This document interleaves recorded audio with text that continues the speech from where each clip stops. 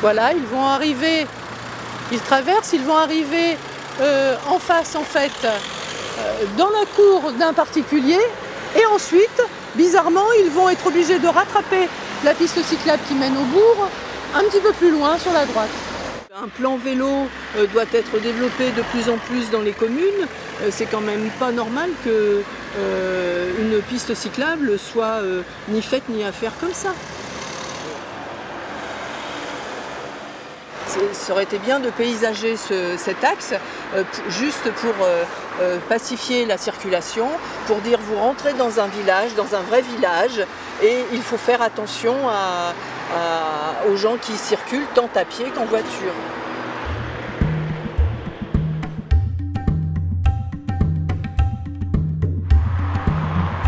C'est un enfant qui doit rentrer du collège avant l'heure où il y a les cars scolaires et du coup il s'arrête à l'arrêt d'avant parce qu'il n'y en a pas au Pigeon Blanc. Il fait pratiquement 2 km comme ça sur le bord de la route sans aucun aménagement.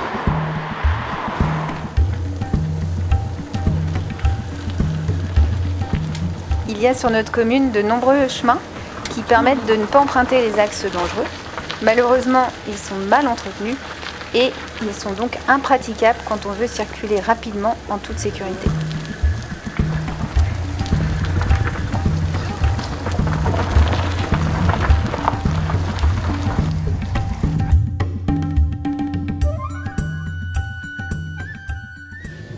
Là, on voit un panneau zone 30. Donc, a priori, on est en zone 30 qui devrait être matérialisée. On ne voit rien sur la route, on voit juste le panneau zone 30. A priori, on ne verra pas de panneau fin zone 30. Et sur la route, il n'y a rien qui indique à quelle vitesse on arrive. On va arriver sur la place de l'église avec plusieurs intersections. On continue en face. On n'a effectivement pas de zone 30, on n'a pas de panneau 30, on n'a rien. Donc les gens viennent de la droite, viennent de la gauche, prennent cette rue-là.